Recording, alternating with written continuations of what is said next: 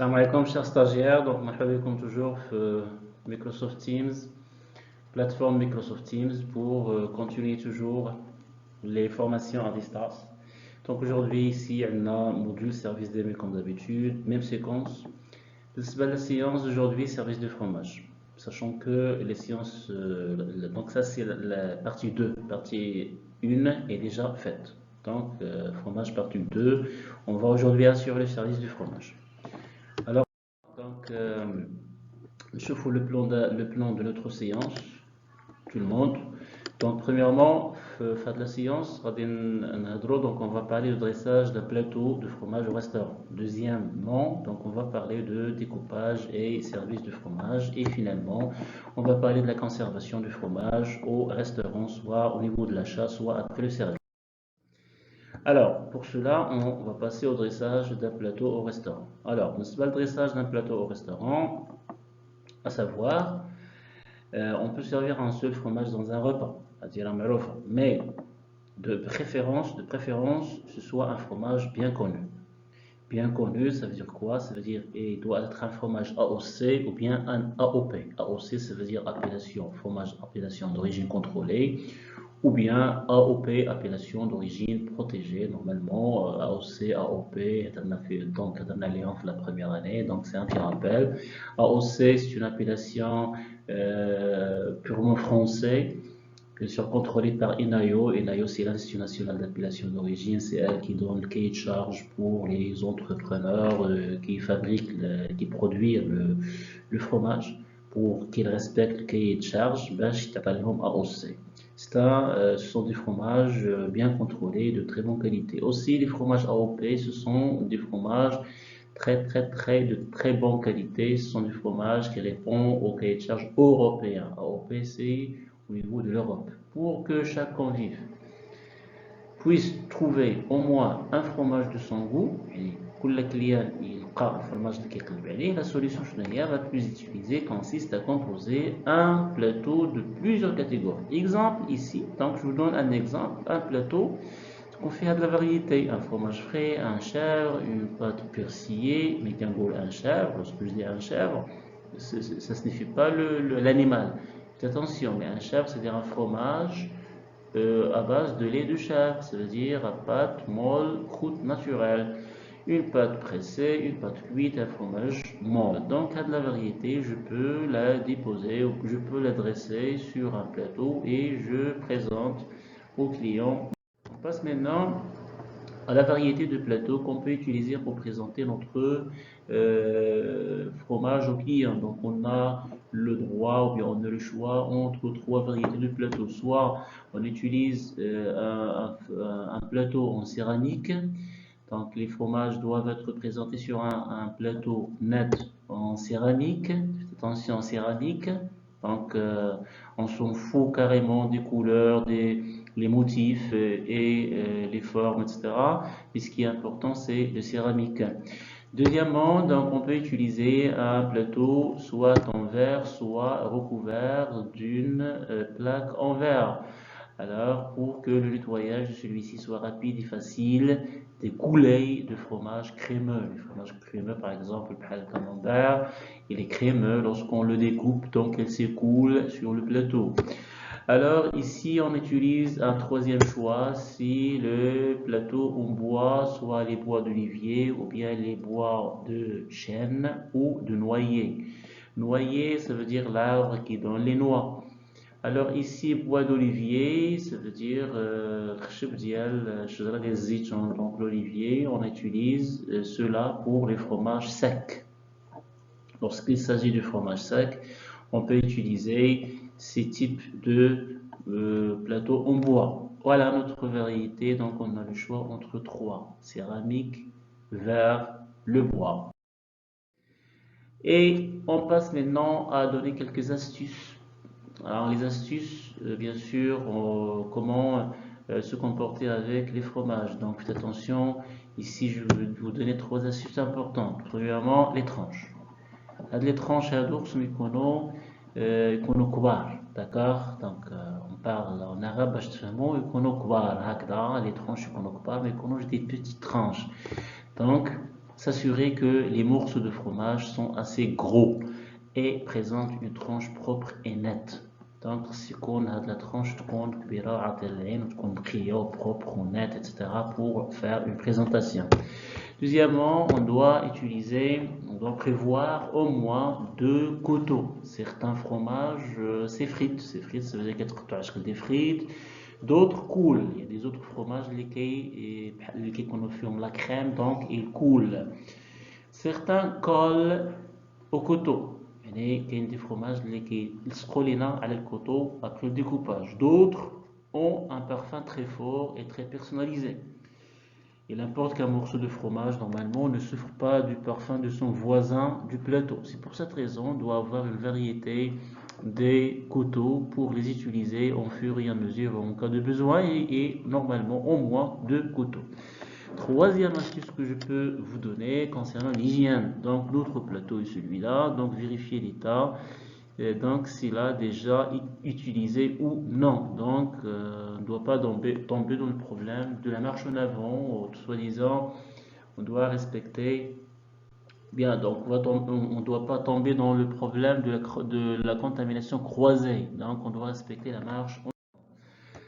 On passe maintenant au découpage proprement dit. Donc ici, comme vous voyez dans l'image, il y a les différentes formes du fromage. Les découpages de fromage diffèrent d'une forme à l'autre. Alors ici, par exemple, on a un fromage ronde, carré et ronde et haut. Ronde et haut en même temps. Alors, se coupe comme un gâteau. Comme vous voyez ici, donc en suivant toujours les pointillés. S'il s'agit par exemple d'une pâte dure comme les pâtes cuites, donc les pâtes pressées cuites, donc on utilise un couteau à fromage, on les coupe suivant les pointillés dans des petits morceaux comme ça. Donc si on présente à nos clients un fromage sous forme dans cette forme, donc on doit le découper sous forme de briques. Si parfois on présente au client un fromage semé ou bien demi-lune, c'est la même chose, c'est la même méthode de découpage des fromages ronds, carrés, donc sous forme d'un gâteau.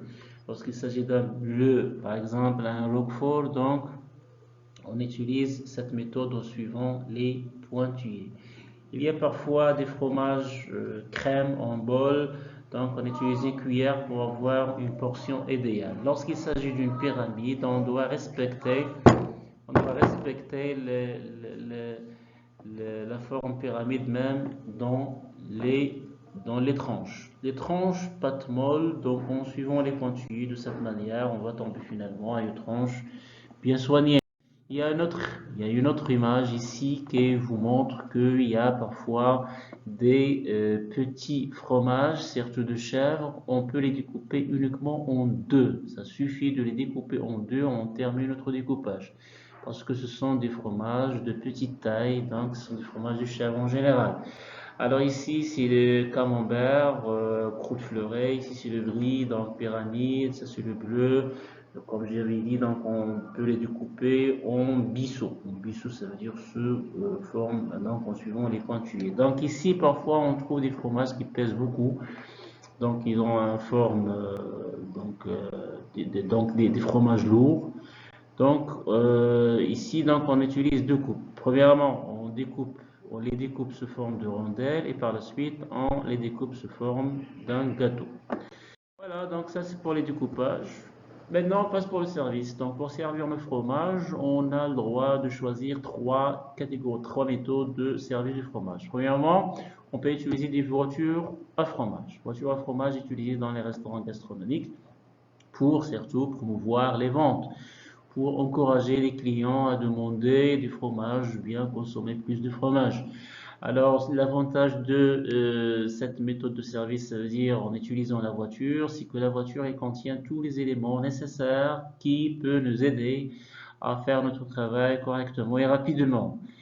Soit au niveau de matériel, assiette, couvert et tout ça, soit au niveau de pain qui se situe toujours au-dessous ici, les produits d'accompagnement, la variété de notre fromage, le couteau, donc tous les éléments nécessaires sont ici, donc ça facilite la tâche pour les restaurateurs pour faire un très bon travail. Il y a une deuxième méthode de service de fromage, donc c'est le service au guéridon. Cette méthode de service est la plus employée dans les restaurants gastronomiques et traditionnels. Alors le service au guéridon est le plus adapté pour le plateau de fromage. Donc par la suite, je vais vous envoyer une vidéo qui va vous montrer comment on peut découper un fromage face à face du client en utilisant un guéridon, ça veut dire un plateau de service qu'on va le présenter au client avec du recul en arrière. On commence à découper les fromages sur le guéridon, les dresse dans des assiettes et on va les envoyer vers les clients. Donc il y a une astuce très importante que j'ai oubliée ici, c'est une salade verte accompagne les fromages. Veuillez à ne pas poser les fromages au-dessus de la salade. Donc les salades d'un côté, par la salade d'un côté et les fromages de d'autre côté de l'assiette. Donc on ne doit pas mettre les fromages au-dessus de la salade. On passe maintenant à la conservation. Donc soit à l'achat, ça veut dire après l'achat, soit après le service, en fin de service, on doit conserver normalement le fromage donc dans des conditions idéales. Alors les achats de fromage frais doivent être effectués au moins 2 fois par semaine. Je parle ici des fromages frais, hein, sont très sensibles et seront rangés dans une armoire réfrigérée entre plus 4 et plus 6 degrés Celsius. Ah, donc les pâtes frais sont très sensibles à la contamination. Donc il peut être contaminé s'ils ne sont pas conservés dans les conditions idéales. Les pâtes molles entre plus 6 et plus 10, donc elles persistent plus que les frais. La pâte pressée, il suffit de les entourer d'un linge humecté d'eau salée, ça veut dire la saumure, que l'on renouvelle périodiquement. C'est-à-dire que les pâtes pressées, elles résistent plus que les pâtes molles et plus que les fromages frais. Donc la conservation doit répondre à cette règle de conservation. Et à la prochaine séance, Inch'Allah, et n'oubliez pas de m'envoyer les réponses de l'exercice que j'ai posé, bien que j'ai placé dans la partie devoir dans Microsoft Teams. J'ai pas encore reçu les réponses. Faites attention, donc essayez de m'envoyer les réponses s'il vous plaît. Et à la prochaine séance, Inch'Allah. Bonjour, aujourd'hui nous allons voir le service d'un plateau de fromage au guéridon, service à la russe. Présentation du poste de travail avant d'aller chercher le plateau de fromage, les assiettes à entremets clients, 5 grands couteaux et une pince à entremets. Pourquoi 5 grands couteaux? En fait, un grand couteau par type de pâte pour couper chaque fromage, puisqu'aujourd'hui sur mon plateau j'ai 4 pâtes différentes. Et le 5e grand couteau qui va me servir à maintenir les portions que je vais découper au fur et à mesure pour les servir dans mon assiette client. La pince à entremets pour les produits d'accompagnement, aujourd'hui simplement du beurre. Mais on peut également proposer des fruits secs, des noix, des raisins secs, des pignons de pain. On peut également proposer des fruits secs, des abricots. On peut également proposer des confitures, en particulier la confiture de cerise noire lorsqu'on travaille un produit du Pays Basque du Béarn, le l'osso irati, avec la cerise noire, la confiture de cerise noire d'Itchassou. Le plateau de fromage, qui chez nous se décompose de la manière suivante. Un dessous en inox, que l'on pense à faire briller bien entendu, le plateau de fromage et la cloche que l'on pense à nettoyer. Lorsque l'on arrive sur le guéridon, première chose, la cloche passe en dessous du guéridon. Avant d'attaquer la découpe à proprement parler du fromage, présentation du plateau de fromage à nos clients. Nous avons un plateau qui tourne sur lui-même, ce qui nous permet d'être au plus près du client. Et on y va. Aujourd'hui, nous avons 3 fromages au lait de vache. Un Livaro de Normandie, un Brie de Meaux d'Île-de-France et un Beaufort de Savoie. Et un fromage au lait de chèvre, le Valençay, du Val-de-Loire, plus exactement de Berry-Sancerre. Une fois que j'ai présenté mes fromages à mes clients, je commence mon service à proprement parler en demandant à mon premier client, ma première cliente en respectant la préséance bien entendu, ce qu'elle souhaite. En gardant à l'esprit que si ma cliente ou mon client souhaite les 4 fromages, je dois respecter un poids total de l'assiette compris entre 60 et 80 grammes. Si ma cliente ou mon client souhaite 3 fromages, je dois respecter le même poids total. Si ma cliente ou mon client souhaite 2 fromages simplement, je peux respecter également cette fourchette de poids entre 60 et 80 grammes. Mais je ne dois jamais être en dessous et je ne dois jamais être au-dessus. Jamais en dessous pour la satisfaction du client par rapport au prix qu'il paye cette prestation et jamais au-dessus pour ne pas exploser mon ratio matière, c'est-à-dire le prix que moi je paye pour la consommation de fromage. On y va pour le service. Je descends une assiette à entremets. Comme d'habitude, je ne dresse pas sur une pile d'assiettes. Je fais les assiettes une par une. Je prends un premier couteau et je demande à mon client ce qu'il souhaite que je lui serve. Imaginons que mon client me demande du Beaufort. Pour les besoins de la démonstration, je vais enlever ce petit ramequin avec le beurre pour que vous voyez bien la découpe du Beaufort. Particularité du Beaufort, on est sur un fromage type meule, gros format, pâte pressée cuite. Donc la pâte est très très lisse, très régulière, la croûte est épaisse. On a un talon qui vient vers l'intérieur. Ceci, ça s'appelle le talon, il vient vers l'intérieur, le talon est concave. Sur le comté, qui est une autre pâte pressée cuite, le talon est convexe, il part vers l'extérieur, ça nous permet de l'identifier plus facilement. La troisième pâte pressée cuite, c'est l'abondance, le talon est concave également, la pâte est également très lisse, mais en termes de hauteur, on est beaucoup plus bas que le Beaufort. Ce qui fait que ces 3 fromages, l'abondance, le Beaufort et le comté, A, B, C, les 3 pâtes pressées cuites d'appellation d'origine protégée, sont les plus faciles à identifier. En termes de découpe maintenant, plusieurs solutions. Je vais découper simplement une bande, pas trop épaisse, et la servir à mon client. Je peux aussi, lorsque ma tranche est beaucoup plus fine en épaisseur, décider de la servir en découpant en forme d'étoile, comme ceci. Une portion, 2 portions, 3 portions, et ainsi de suite, en partant toujours du centre. Et plus je vais aller vers cette partie-là, plus mon angle va se réduire, pour toujours respecter ce poids de 60 à 80 grammes. Et c'est ce que nous allons faire aujourd'hui pour apprendre à découper cette croûte qui est donc très épaisse.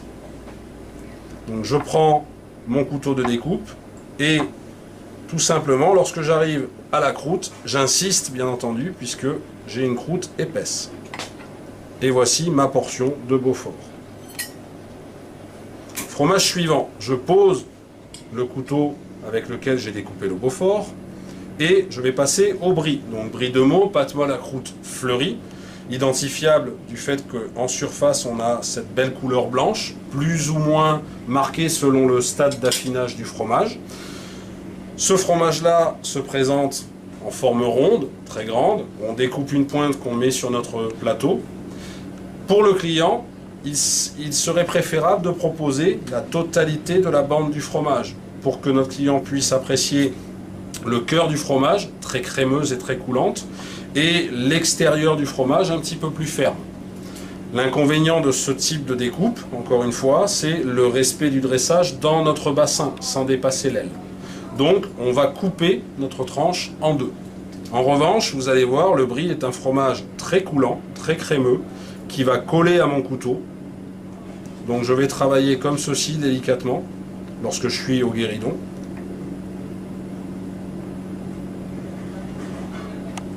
Et voici ma tranche de brie. Je la coupe en 2. Et avec mon couteau, qui a servi à découper, je la dresse dans l'assiette client.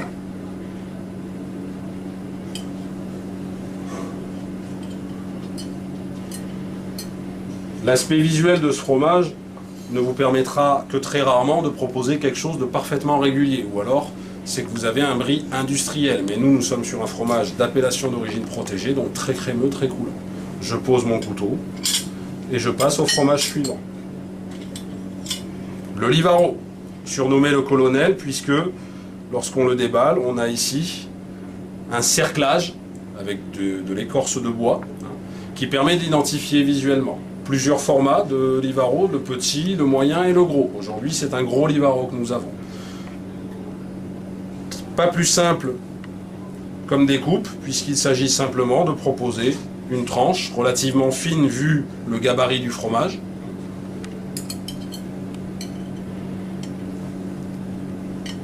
comme ceci. Fromage à pâte molle et croûte lavée, facilement identifiable, croûte orangée, parfum caractéristique, saveur puissante. Je termine avec mon Valençay. Très simple à identifier ce fromage, donc fromage au lait de chèvre du Val-de-Loire, Berry, Sancerre. Il existe deux pyramides dans les appellations d'origine protégée.